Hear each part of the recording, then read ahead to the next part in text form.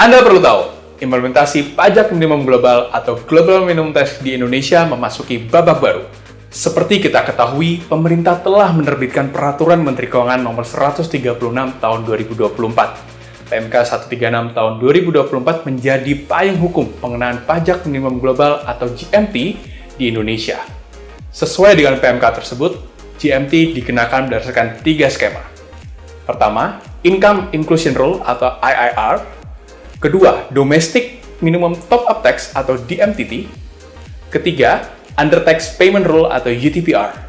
Yurisdiksi sumber berhak mengenakan pajak tambahan atau top-up tax berdasarkan DMTT jika laba entitas konstituen perusahaan multinasional di yurisdiksi tersebut menanggung pajak dengan tarif efektif kurang dari 15%. Nah, bila yurisdiksi sumber tidak memberlakukan DMTT, yurisdiksi entitas induk utama berhak mengenakan pajak tambahan berdasarkan IIR atas laba yang kurang dipajaki oleh yurisdiksi sumber.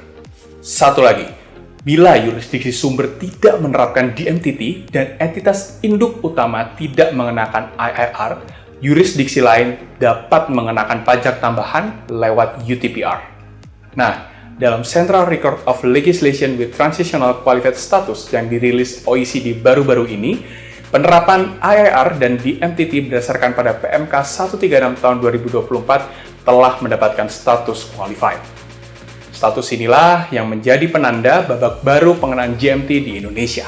Dengan status tersebut, top-up tax yang dibayar oleh entitas konstituen pada suatu yurisdiksi berdasarkan QDMTT, dalam hal ini Indonesia bisa diakui sebagai kredit pajak oleh entitas induk utama yang mengadministrasikan IIR.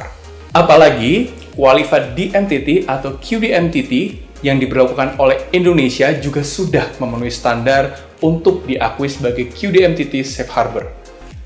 Artinya, entitas induk tidak perlu melakukan penghitungan top-up tax atas penghasilan entitas konstituen di yurisdiksi berstatus QDMTT Safe Harbor.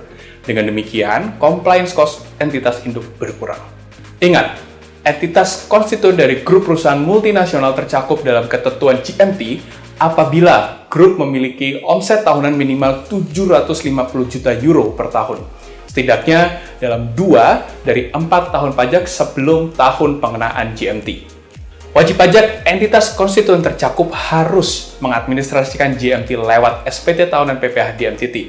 Kementerian Keuangan mencatat ada sekitar 5.000 entitas konstituen yang tercakup. Wah, cukup banyak ya. Kira-kira apakah perusahaan Anda salah satu dari 5.000 entitas tersebut? Nah, ingin memperdalam soal pajak minimum global? Yuk, kunjungi web DTC Academy. Sampai jumpa!